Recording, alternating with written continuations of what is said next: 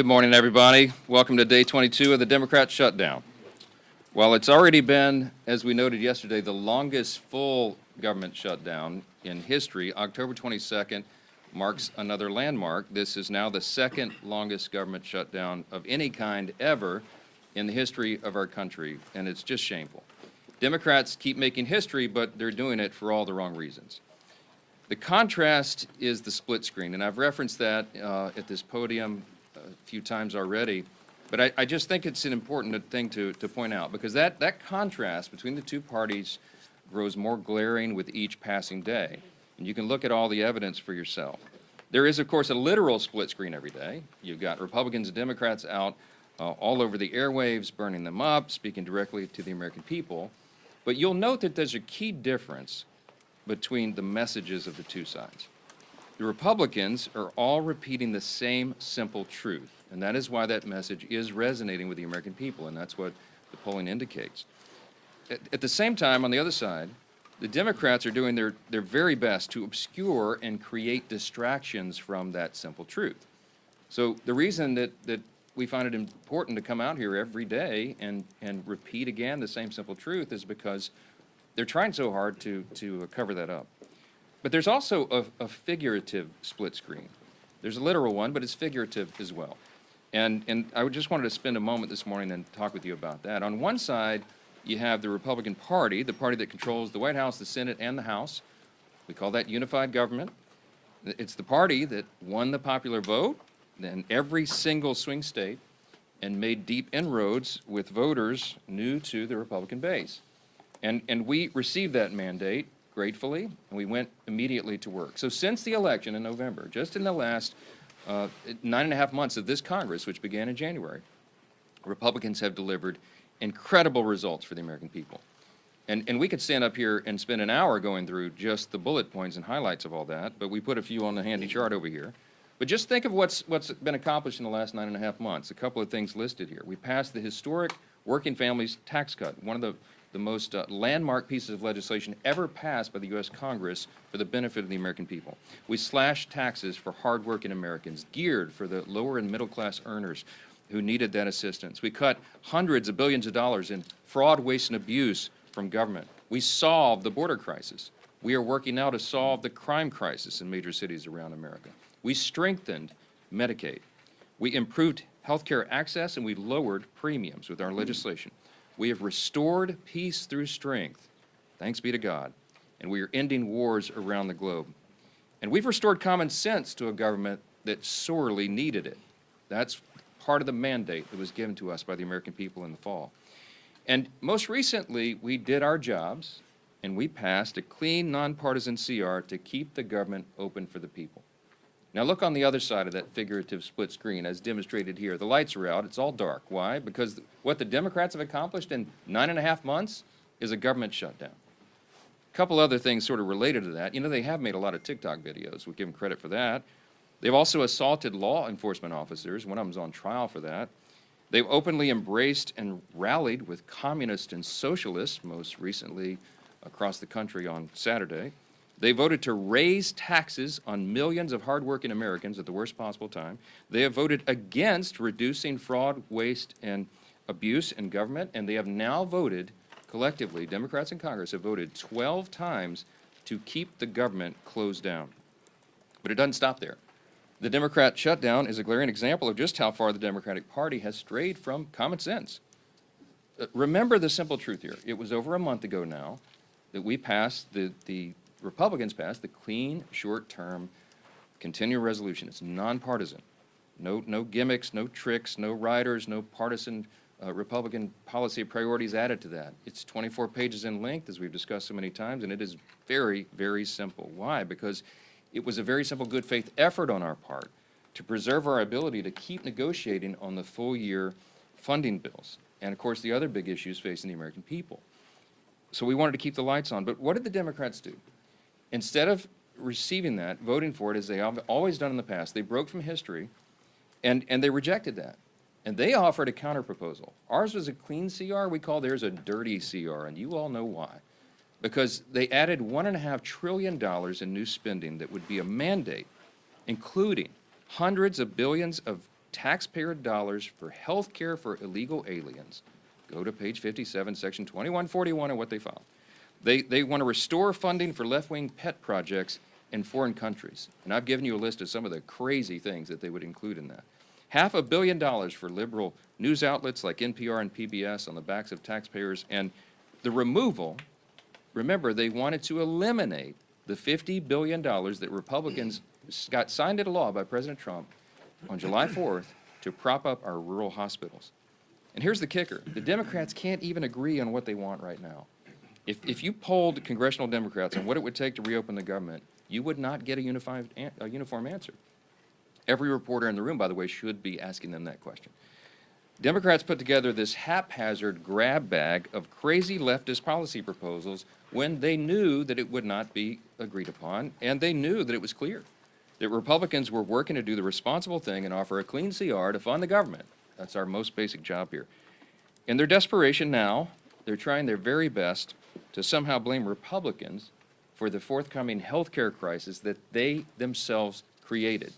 By way of just very quick review, for the record, because they're trying to obscure this as well. Let's remember the true origins of the boondoggle that is American health care under Obamacare. Democrats wrote that bill. They passed it into law without a single Republican vote. During the COVID pandemic, Democrats created temporary Obamacare credits, again, without a single Republican vote. Democrats then voted to extend those credits. They set the expiration date on it. And then when they held the majority in the Senate, it was Democrats who chose not to extend those credits beyond this year. Now, as we approach their own self-imposed expiration date, now they are breathlessly insisting to you, and on all the interviews, that somehow it's a Republican crisis. Give me a break. The facts are the facts. We are up here sharing the simple facts and truth. And as John Adams said, facts are stubborn things. Democrats are the ones who manufactured this entire situation without a single Republican vote, and now, when the chickens are coming back home to roost, they're trying to blame the other team. It is utter nonsense, and you should call them on it. That's the job of the press, and continue to do that every single time. Clearly, this is a complicated issue, this whole healthcare subsidy thing, and there's hundreds of different views on it, as I've explained. So Republicans cannot and will not solve it in a backroom deal. Chuck Schumer has been suggesting that 4 leaders should go into a smoke-filled back room like they used to do in the old days and create this solution. It's not a possible thing to do. It was never appropriate. It's not possible to put on a continuing resolution because it's such a complex issue. Issues of this magnitude deserve deep thought and deliberation. That's how this system works here. And as soon as Chuck Schumer reopens the government, all of our members will have an opportunity to engage in the very important discussion of how to make Obamacare affordable. But we won't engage in Democrats' hostage-taking, nor will we pay a ransom.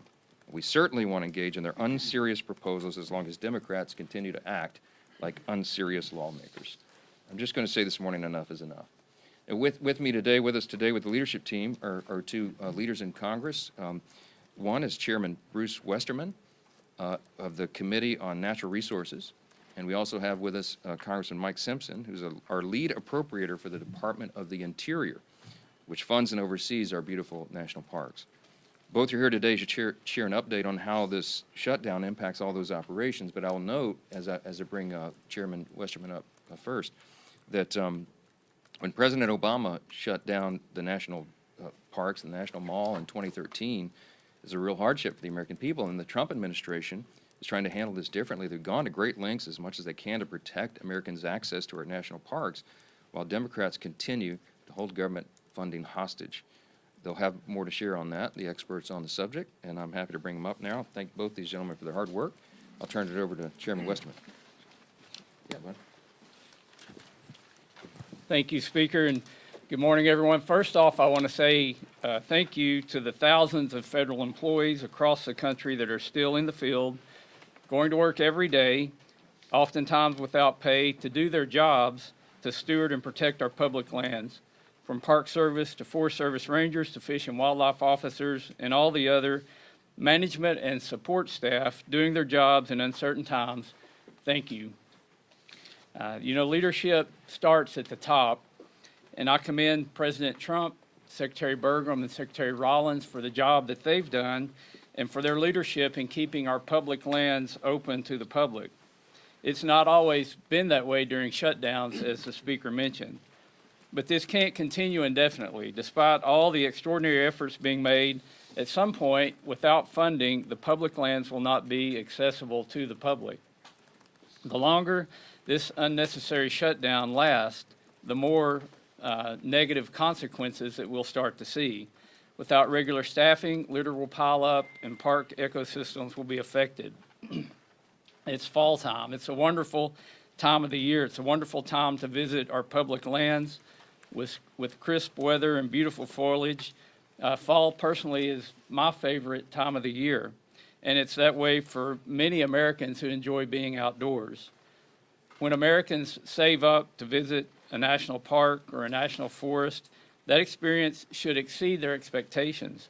Families visiting our parks are now being met with disappointment as visitor services and experiences are reduced. As the shutdown drags on, families will cancel their vacations or day trips to our public lands. It's hunting season all across the country, different types of hunting seasons across the country, and public lands are oftentimes the only place that people who like to hunt and fish have to recreate. For everyone's sake, and who uses and appreciates our public lands and appreciates our public employees, it's time to end the shutdown. You know, as we look here in Washington, the negative effects of the shutdown and what that will have on public lands, I just want to highlight one issue, and that's the Great American Outdoors Act. This was a bipartisan bill that was signed into law by President Trump during his first term. It's something that there's a lot of bipartisan support to work on right now. But, you know, tomorrow we had planned a field hearing on the Great American Outdoors Act so that we could reauthorize this piece of legislation that's putting as much as $1.9 billion a year into maintenance backlog on our federal lands. I've had an opportunity to visit many of these parks and to see the wonderful work that's being done. It's something that Republicans, Democrats, and independents, I think, all appreciate the fact that we're taking care of our public lands. But Congress is not here working on those issues because of the shutdown. And we need to get back to work. We need to start putting the American people first and putting these federal lands and giving them the place and the position that they deserve. And we simply can't do that when the government is shut down. So enough of the shutdown. Let's get it over, get people be where they're paid, where they're going out and doing their jobs that they want to do, and getting America back in the position we need to be in and getting Congress back and functioning. And with that, I'll turn it over to my friend Mike Simpson from the Appropriations Committee. Thank you, Chairman. Thank you, and thanks to the leadership for inviting Chairman Westerman and I here to talk a little bit about the impact that this shutdown is having on our public lands and our national parks. I couldn't agree more with House leadership, their position on this shutdown. House Republicans, as you are well aware, did not shut the government down. We voted to open the government and not shut it down. It's the House Democrats that and the Senate Democrats that are voting to shut the government down and keep it shut. We gave them exactly what they wanted. We gave them a clean CR, no gimmicks, no policy writers, short term. There were people who wanted this to go on until January or February. They wanted a short term. That's exactly what they got. And then surprisingly, they reversed themselves and voted against it. This shutdown is causing and potentially causing even more damage for the American people. While the Democrats in their press conferences say how much they care about the American people, that they're fighting for the American people, when you look at the impacts of what they're doing, clearly the evidence is the reverse of that. They don't really care about the American people. What they care about is keeping their leadership positions, and that's exactly what's happening. They say that they care about federal employees. The fact that we have furloughed federal employees that aren't getting paid, clearly the evidence shows that they don't really care about federal employees. This is about two leaders trying to keep their jobs, and that's unfortunate. You know, our national parks are our historic treasures. Ken Burns called them America's best idea. The Park Service goes to great lengths to protect our resources, and the Park Police provide critical safety measures for our visitors in our national parks. under the Democrats' shutdown, the lack of funding for staff and maintenance projects could cause irreparable damage to these national parks.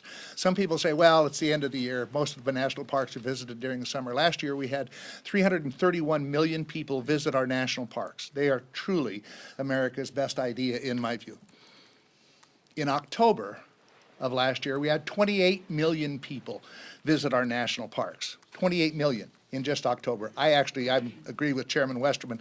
I think it's the best time of year to visit our national parks, with the colors changing, warm days, cool nights, all that kind of stuff. I love Yellowstone in October, and actually in November when you get there and you see the first snowfall and a few things like that. It's a great time to visit our national parks. But we have families who have been planning to visit our national parks for years sometimes, putting aside the resources, that are now canceling their visit to our national parks because of this shutdown and the impact that it could potentially have on their vacations. Unfortunately, that's very damaging. We know many people who are canceling their trips. But this administration is trying to keep the national parks open. Unlike the Obama administration when there was a shutdown, they actually put tape around the open air monument, the World War II monument, so that people that came in, veterans that came in to see it, couldn't visit the open air monument. They tried to make it as painful as possible. This administration is trying to do just the reverse. They're trying to keep the parks open, they're trying to keep our public lands open, and trying to make it as least painful as possible. But it's going to get more and more painful as time goes on. I applaud this administration for their efforts to mitigate the impacts that this is going to have on our national parks. As I said, 28 million Americans visited our national parks in October, 24 million in November. So they were used all year long, whether it's just the great parks out in the west, Yellowstone and Glacier and Yosemite and Grand Canyon, or whether it's the Everglades in Florida or Arcadia in Maine. These national parks are a treasure to America, and our Americans love them. There's one other thing I would like to say. You've all heard us as appropriators, and actually as all Republicans have said, we need to get back to regular order. You all know what that means. What it means for those listening is that we pass bills, individual bills, we bring them to the floor, we go through the amendment process, we go to conference, and then we bring a conference report back between us and the Senate. This leadership team, we haven't done that for about 15 to 20 years. This leadership team that you see behind me has moved us in that direction more than any team I've seen ever. We are actually ready to go to conference with 3 bills right now that have passed the House. The Speaker plans on bringing, and the Majority Leader plan on bringing up the rest of the appropriation bills and trying to get back to regular order. You can't do that overnight. It takes some time. But they have moved us in that direction, and we will get back to doing it the way that it should be done, where we do individual bills, we conference them with the Senate, we bring them back to pass them. So I applaud this leadership team and the efforts that they're making, but we can't do it while the government is shut down. We need to open this government back up, and yes, there are many other issues that need to be debated and worked on. We can't work on those. As Westerman said, Chairman Westerman, can't have hearings and that type of stuff when we're shut down. So we need to change that. We need to open this government back up, get rid of this stupid Schumer shutdown, the 3 S's, I guess, and let us do our job. That's why we're here. I get a kick out of listening to the press conference from some of my senators saying, well, the House has been on vacation for a month. This is not what I call a vacation. If they think showing up once a day and casting 1 vote is work, they need to come over to the House side and see what we're doing. We're working with our constituents, we're out talking to people, and we're back in Washington doing our job too. So we'll continue to do our job, end this stupid Schumer shutdown, and let us do our job. And now I'd turn it over to the great Majority Leader of the House, Steve Scalise. Thanks. Thank you, Chairman Simpson. Preach it. Appreciate as well Chairman Westerman and the work that these great chairmen continue to do to try to keep government functioning as best as possible in the midst of very difficult circumstances that Democrats themselves created. I do think it's important, as we're at this point, that we look back over the last 9 months and really look at the difference between the two parties in Washington. And Speaker Johnson laid a lot of this out. You can see the poster. But just think about what happens every day here. Republicans wake up every day working with President Trump to try to get this country moving forward, to address and fix problems that, frankly, were created by Democrats. And what does the Democrat Party do every single day? Every day they wake up and just see what President Trump is doing and find a way to oppose it. Doesn't matter what he wants to do. President Trump came into office day one, said he's going to secure America's border, was actually elected on it overwhelmingly. 80% of the American people agreed with President Trump and House and Senate Republicans who said that should be a priority. And we actually set course to do that. And we have done just that, secured America's border. And what did Democrats do every step of the way? They said no. They voted no to secure the border. President Trump said, we're going to try to get our economy back on track. We're going to stabilize the tax code so that no American family has a tax increase. Every American family was facing, on most cases, a 30+% tax increase. President Trump said no family deserves that. Let's stabilize the tax code and have no tax on tips, no tax on overtime, so blue-collar workers can actually have more money in their pockets and empower them to do more for their families. President Trump said that. We agreed. What did every Democrat in Washington say? No. They didn't just say no. They all voted no to that. President Trump said we ought to produce more energy in America. Chairman Westerman was at the heart of a lot of those policies. You actually had to change policy to do it. So Congress and President Trump worked together to lower prices at the pump. Every American family today is benefiting from those great policies because they're paying less when they fill up their car every single day. And you would think, gee whiz, that would be a good area where all people in Washington, Republicans and Democrats, come together. But because President Trump said yes, what did every Democrat say? No. Every Democrat voted no to lower your energy costs, just because President Trump said he was going to do it. President Trump also said, I'm going to do something that no president in decades had done, and that is modernize our air traffic control system. It seemed like at least once a month at some airport in America, big, medium, small, there was a near miss where an airplane almost ran into another airplane. In some cases, did tap or run into another airplane. And it was happening because our air traffic control system is still based on 1980s technology. I was actually a student of computer science and learned how to program computers in the 1980s when we had floppy drive disks. You have to Google what that is today because we don't even have them anymore, except where? At all of our major airports across America. LaGuardia running on floppy disks from the 1980s. And President Trump said, we ought to do something about that. We ought to fix it.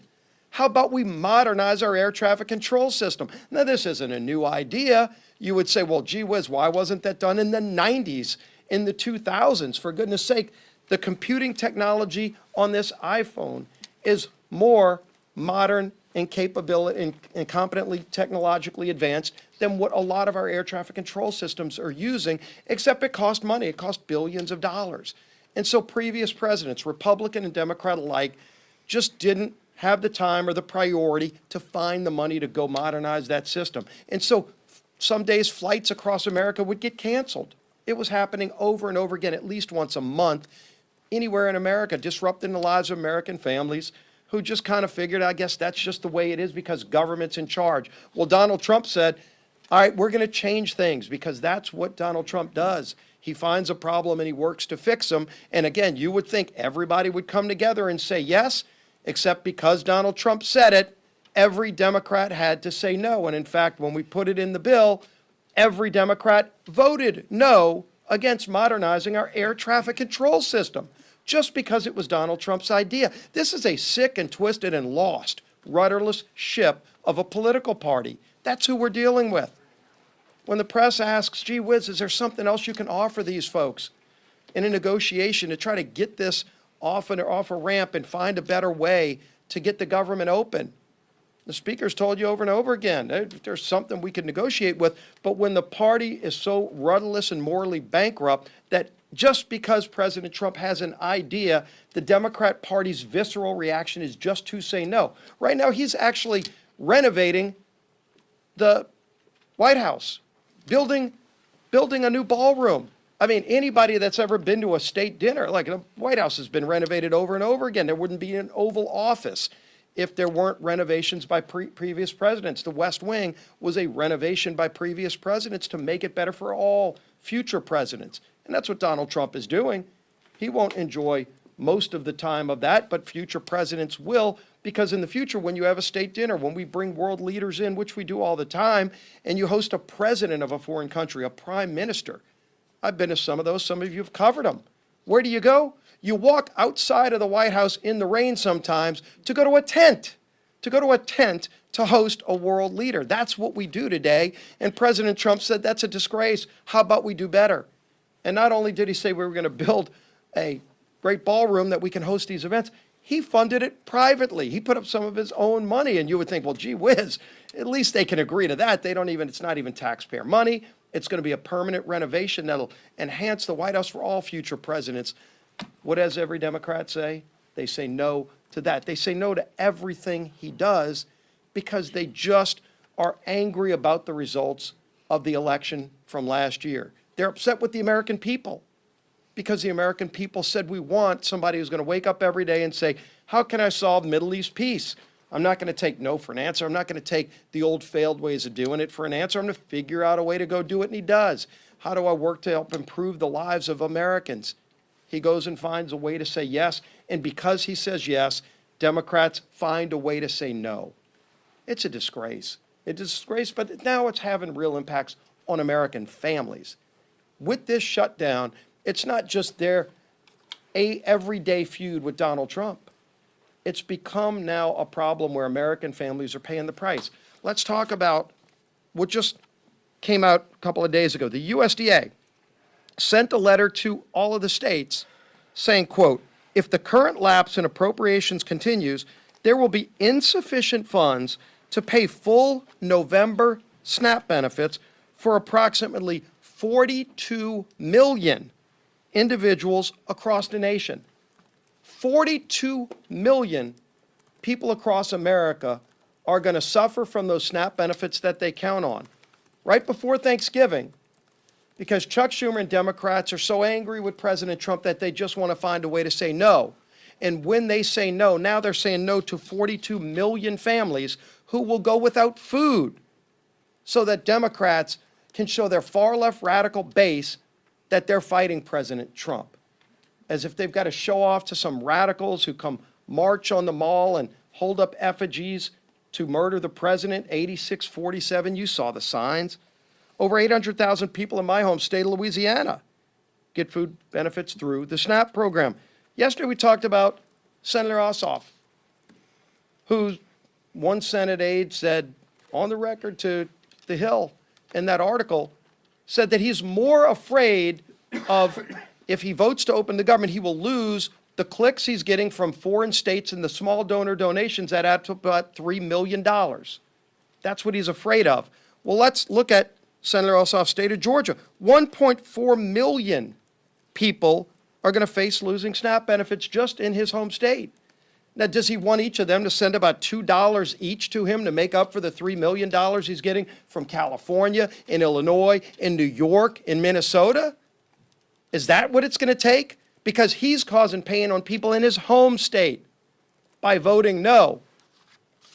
Maybe he needs to go on vacation instead of showing up every day, as Senator Simpson said, showing up to vote no to inflict pain on 1.4 million people in the state of Georgia. That's what he's doing. So this is having real impacts on real families.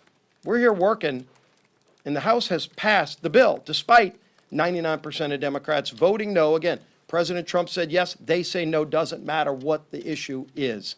And the American people are sick and tired of it because now it's affecting them. Over 40 million low-income Americans are the ones who qualify for SNAP benefits. They're going to be denied food starting in November, according to USDA, because These guys just want to show their far left radical base that they hate President Trump. It's disgusting, and it's having a devastating impact on millions and millions of Americans across the country. Our whip, Tom Emory.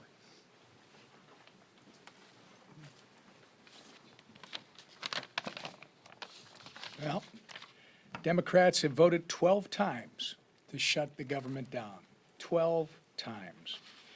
And now they're refusing to support legislation that would help alleviate some of the pain they've inflicted on the American people as a result. Earlier this week, the minority leader in the House said he opposes legislation that would pay our troops and essential federal workers during the Democrat shutdown. This includes Border Patrol agents, air traffic controllers, TSA agents, and more. All of whom, by the way, as these speakers have pointed out, are showing up to work without receiving a paycheck while the Democrats play their shutdown games. Some would say the soon-to-be former House Democrat leader went so far as to call this legislation, quote, a political ploy. Well, I'll tell you what a political ploy is. Holding the American people hostage just so you can avoid getting the guillotine from your far left base. That's a political ploy. The good news is this madness can end immediately if 5 Senate Democrats would grow a spine, stand up to the radicals in their party, and pass our clean CR and reopen the government. It contains no partisan policy riders, no gimmicks. In fact, it's the same spending levels that Democrats supported just 6 months ago and that you've heard repeatedly they passed 13 times under the Biden administration. We have made this plain and simple. We have made the process as plain and simple as possible. To our Senate Democrat colleagues, it's not too late to do the right and reasonable thing.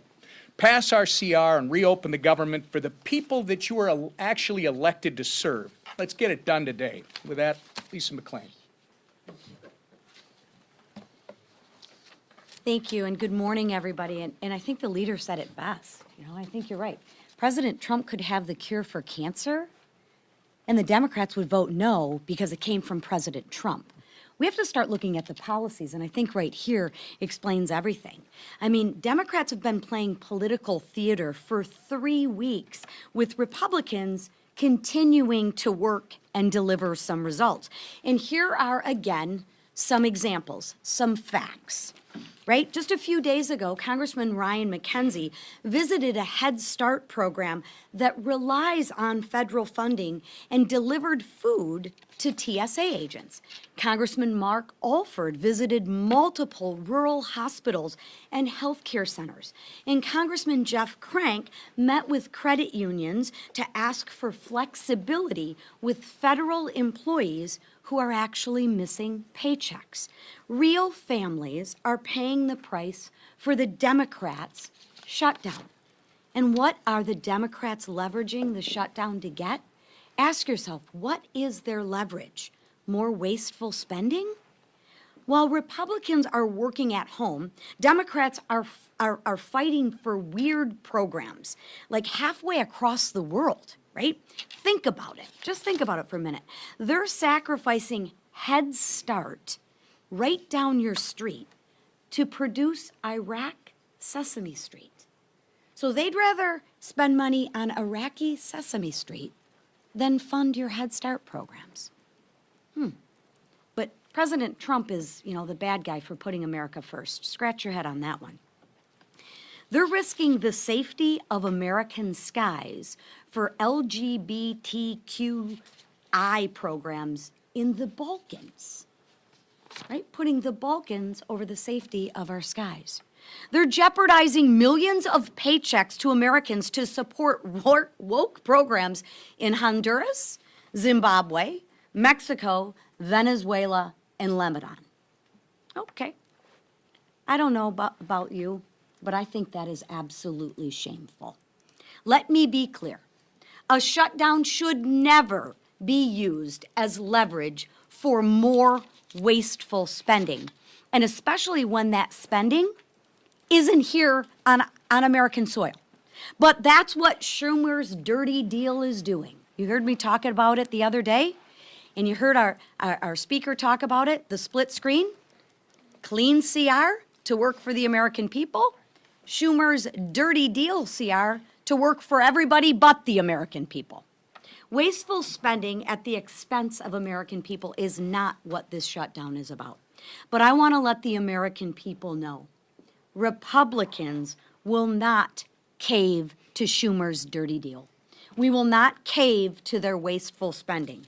We will hold the line, and we will. I promise you, we will continue to work for the men and women and families who serve, protect, and build our great nation. Thank you.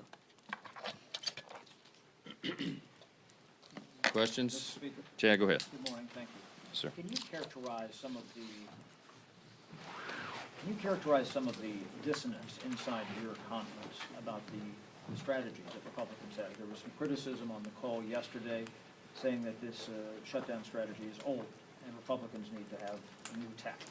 That was the word that was used. There was one member of the Republican conference. These are supposed to be, confidential off-the-record calls among colleagues, but some of you guys listen in, and I make a pleading at the beginning of every call that you wouldn't do that and wouldn't characterize it, but whoever the leak is, whatever. Beth Van Dyne was quoted. Beth is a dear friend. We've had lots of conversations about this. She was not complaining. It was not dissonance, Chad. She was pointing out that we have a lot of important work to do before the end of the year, and it was a very pleasant, constructive comment about strategy. You all have heard me say from the podium a few times, we're not pursuing a political strategy here. We're not. We're just simply trying to get the government open, and that's why the nonpartisan clean CR was the obvious vehicle to do that. And so we're not making political calculations here. We're making calculations on behalf of the American people. How can we get the government operating as soon as possible so they can get all these vital services and paychecks restored? And that's what this is about. So, I mean, if you called each individual House Republican right now, we're almost 100%, probably 99.8%, okay, of every House Republican understands exactly why we're in the situation we're in. Are we all anxious to get back to work here for regular legislative session? Absolutely. And she wanted the House to come back in the session. No, that's not what she said. If you had listened in directly on the phone, you would know. You can ask her about it. No, she said the message is feeling old, and I said, you know what, Beth, you're right, because we come out here and say the same thing over and over every day, but there is a method to that madness, because as I explained in my comments here, we have to repeat the simple truth over and over. Why? Because the Democrats are in an all-out assault on the truth. They're trying to obscure and distract, and you see all the different shiny objects they're trying to make everyone look at every day. I will tell you that the best evidence I have for you this morning, so that you know that the Democrats caused this shutdown, is because if the Republicans were responsible for this shutdown, that would lead the news in every mainstream media outlet every single night. It would be top fold of every newspaper on the front page every single day. Some of the mainstream media outlets aren't even covering it right now. Why? Because they're trying to give cover to the Democrats who have caused this. I mean, look, everybody knows the facts. The American people are not stupid.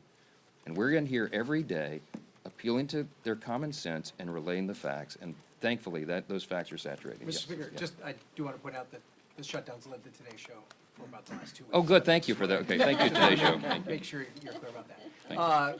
Secondarily, some of your Republican colleagues have raised concerns about the Trump administration opening up the market to Argentinian beef farmers, saying that it could prioritize them over American beef farmers. What do you say to your Republican colleagues about that move by the administration, and what are you doing as a Republican Congress to help American farmers, beef farmers in particular? Well, we're doing a lot of work. We had some discussion on that yesterday, and I don't know the latest developments, but I can tell you there have been some over the last 24 hours. Harriet Hageman is one of the members of Congress from Wyoming, and she has lots of cattle ranchers and was articulating some of their thoughts and ideas, and she was connected to USTR and to the White House, and they're having those thoughtful discussions.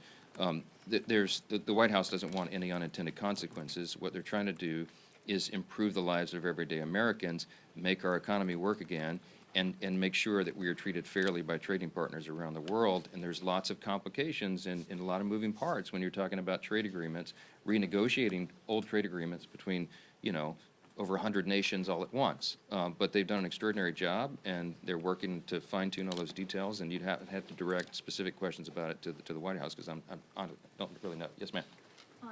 Leader Thune said it's time for the House to start thinking about coming back and passing a longer-term CR.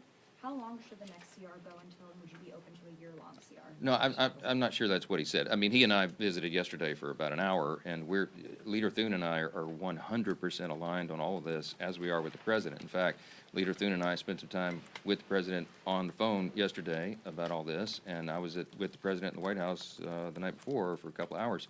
What we're talking about is that obviously the calendar is being eaten up by all this political nonsense by the Democrats. And I used the word, it's getting a little dicey in here yesterday. Some of you quoted, Chad quoted me, I saw it this morning. I don't know how else to describe it. Look, we're running out of time to do very important, necessary things. And as Mike Simpson, Chairman Simpson pointed out here earlier, as one of the lead appropriators, chairman of one of those subcommittees, he noted that the date of November 21 was decided upon by the experts in the field, the appropriators themselves, in a bipartisan agreement. They agreed they needed 7 more weeks. Some people, as Chairman Simpson noted, some people wanted the CR to go all the way into the middle of next year, and there was all sorts of varying opinions. But the Republicans and Democrats on the Appropriations Committee came together and agreed on that appropriate date, but it was calculated to allow enough time to finish the job. I think all of them, when they decided upon that date, were in good faith, and they said, and the Democrats said to us, please make it clean. Please don't add Republican priorities, because then we can get the job done. We did exactly that. We have been in good faith every single day on this, and they are eating up the clock. So we're getting closer to November. It is going to be more and more difficult with each passing hour to get all the appropriations done on time. We acknowledge that, but we have to decide this on a day-by-day basis. Last question. Yes, ma'am. Second row, right here. Yeah. How comfortable are you with the president apparently seeking $230 million from the Department of Justice? I don't know the details about that. I've just read it. I didn't talk with him about that. I know that he believes he's owed that reimbursement. What I heard yesterday was if he receives it, he was going to consider giving it to charity. I mean, he doesn't need those proceeds, but we're for the rule of law. We're for what is just and right. And it's just absurd that, I mean, as has been noted here several times this morning, they attack him for everything he does. It doesn't matter what it is. This whole dust-up about the White House, just by way of quick review, because I'm an amateur historian, you'll understand, the White House has been renovated many times over the years, you understand. I mean, it was built between 1792 and 1800, right? The British burned it down practically in 1814, and then they rebuilt it in the early 1820s. And ever since, like, we've had many presidents renovate and add things to the White House. Teddy Roosevelt built the whole West Wing. Who was it? FDR, Taft, I think, added the Oval Office. FDR made additions. I mean, Truman ripped everything up to put a bowling alley in. FDR had added the swimming pool, I think. Barack Obama added a basketball court. President Trump's going to add the greatest improvement to the White House in the history of the building since it was originally constructed in 1800. The ballroom is going to be glorious. It's going to be used for everybody. And by the way, hey, Democrats, if you win the White House back, you get to use it too. This is for the American people, and he's using private funds to do it. How in the world could they oppose that? The only logical reason is because they have Trump derangement syndrome, and that's what explains a lot of this. 2 things. They want to oppose the president, and Chuck Schumer and Hakeem Jeffries are scared that they're going to lose their jobs. We all know that. I've said it over and over. It is an objective fact, and you can see it themselves. I wish that you guys would chase them down and call them up and ask them what it is they're demanding. This madness in the counterproposal, what I told you about, is the offer still on the table? They can't even articulate what they want. You know why? Because this was never about a solution on health care or anything else. This was about a spectacle. It was about a political distraction, and it was so that they could show a fight to the Marxist left in the Democratic Party. Look at the split screen. I'll leave you with that. Thanks so much.